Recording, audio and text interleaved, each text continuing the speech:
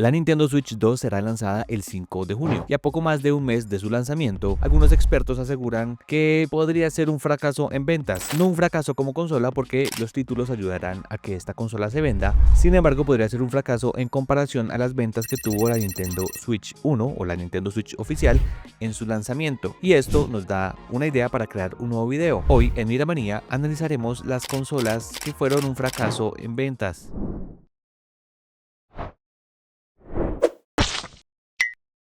Algunas porque llegaron demasiado pronto, otras porque llegaron demasiado tarde, algunas otras eran tan malas que sus propios creadores se avergonzaron de ellas y otras directamente tenían detrás una historia tan turbia que parece sacada de una película de crimen. Hoy te presento 5 consolas que fracasaron de forma épica, rotunda y humillante, y aunque intentaron quedarse en algún lugar de los corazones de los gamers, terminaron sepultadas en el olvido o en algún cajón polvoriento. Y por qué no iniciar con la misma compañía nipona, Nintendo. La misma creadora de Mario, Zelda y Pokémon también tuvo su gran tropiezo. Corría el año 1995 y en las oficinas de Nintendo soñaban con adelantarse al futuro. La idea era crear una consola de realidad virtual portátil. El resultado, una máquina infernal que parecía diseñada para torturar a los ojos. La Virtual Boy ofrecía gráficos en rojo y negro, una paleta de colores que parecía que estuviéramos jugando dentro de una película de terror ochentera. Pero lo peor no era eso, lo peor era que después de unos 20 minutos de juego te dolía la cabeza, tus ojos se irritaban y sentías que tenías que ir al médico. Nintendo había prometido una inmersión total, pero lo que entregó fue una experiencia incómoda, con juegos muy simples, pocos títulos disponibles y un diseño que te obligaba a apoyar la consola en una mesa para fijarla bien y poder mirar a través de ella por los visores. Así que de portátil pues no tenía nada. Sí jugabas en una oficina, en un escritorio o en cualquier mesa, pero era muy engorroso transportarla. El fracaso fue tan grande que Nintendo retiró la consola del mercado en menos de un año, apenas se lanzaron 22 juegos y en ventas no superaron el 1.000.000 de unidades en todo el mundo. Can you repeat the question? Jaguar! Jaguar! Jaguar!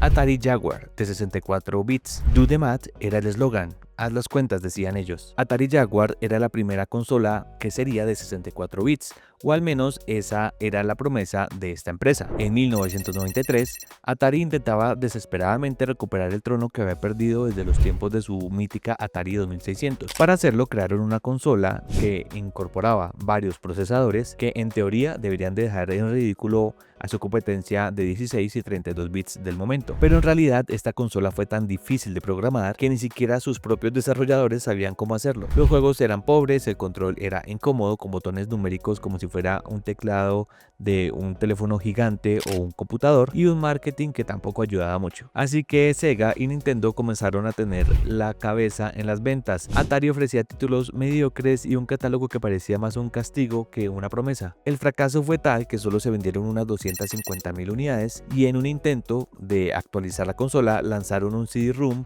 como expansión, pero esto solo empeoró las cosas. La verdad es que Atari nunca pudo superar este golpe hasta la fecha. Quizá esta consola no te suene. Su nombre es Ouya y si no la recuerdas no te preocupes, la verdad es que pocas veces una consola causa tanta expectativa para luego decepcionar de manera tan rápida. La Ouya fue un proyecto que en sus inicios recaudó más de 8 millones de dólares gracias a una promesa irresistible, una consola económica, basada en Android, abierta a cualquier desarrollador y pensada para juegos independientes. El sueño la verdad duró poco. Al salir al mercado en el 2013, la Ouya mostró todos sus errores y defectos desde el principio: potencia muy limitada, controles con problemas de latencia, una interfaz caótica y lo peor, un catálogo de juegos que no justificaba la compra de la consola. El público pronto se dio cuenta que podía jugar esos mismos títulos en su teléfono sin necesidad de gastar en una consola adicional. Y para colmo, el equipo detrás de Ouya no supo cómo manejar la relación con los desarrolladores y la verdad es que en poco tiempo abandonaron el barco y se quedaron sin desarrolladores. 2 años después, la compañía fue absorbida por Razer y la consola pasó al olvido. Sega 32X. Si hay una consola que define la frase "nadie pidió esto", esa es la Sega 32X. Imagina que tienes una Sega Genesis, pero que Sega decide que no es suficiente para los juegos que vienen a futuro, así que en lugar de sacar una consola nueva, te venden un accesorio que promete transformar tu Genesis en una máquina de 32 bits. Suena bien, suena interesante, pero el tema es que no funcionó. El problema fue el tiempo. Mientras Sega lanzaba la 32X, también se estaba anunciando su nueva consola, la Sega Saturn. Entonces, ¿para qué comprar una expansión o un accesorio que transformaría mi Genesis en otra consola, pero que a la par no sería tan potente como la consola que estaban anunciando en el momento o que viene a futuro? El problema fue que los desarrolladores también se dividieron, unos trabajaron en uno, otros trabajaron en otro, y el público se sintió olvidado o confundido porque los títulos salían de manera dispersa. El catálogo de la 32X fue tan pobre que apenas tuvo 40 juegos, muchos de los cuales eran versiones mejoradas de los títulos que ya existían en la Genesis, pero que no podían correrse en la consola anterior, ni siquiera comprando el accesorio que vendían como expansión que también fue un fracaso comercial y absoluto, y una de las razones por las que Sega comenzó a perder terreno frente a Sony y a Nintendo.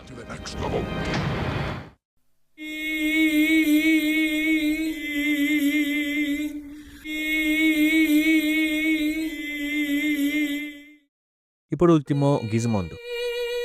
Aquí no solo hablamos de un fracaso comercial, sino de uno de los mayores escándalos de la industria de los videojuegos. La Gizmondo, lanzada en 2005, parecía tenerlo todo: una consola portátil, con GPS, con cámara, con mensajes y más. Pero ¿qué podría salir mal? Para empezar, la consola costaba $400, mucho más que la Nintendo DS y la PSP, quienes eran sus principales competidores, y además tenía una docena de juegos mediocres disponibles. El desastre comercial ya prácticamente era un hecho. Pero este fracaso cobra un poco más de sentido cuando se descubre que varios de los ejecutivos detrás de Tiger Telematics, quien era la empresa quien lanzó este dispositivo, estaban involucrados en delitos de fraude, estafa y crimen organizado. Así que el lanzamiento de esta consola solo fue la fachada para desfalcar a los inversores de esta empresa. La Gizmondo no solo fue el fracaso comercial en los videojuegos más grande, sino que hasta hoy es un símbolo de corrupción y descontrol dentro del mundo gamer. Y así cerramos este top 5 de las consolas que fracasaron en la historia. ¿Qué te pareció esta lista? ¿Conocías estas consolas? ¿Conocías estas historias? ¿O conoces alguna otra consola que crees que debería estar en este ranking? No olvides dejarme tus comentarios, seguirnos y nos vemos en otro video. Chao.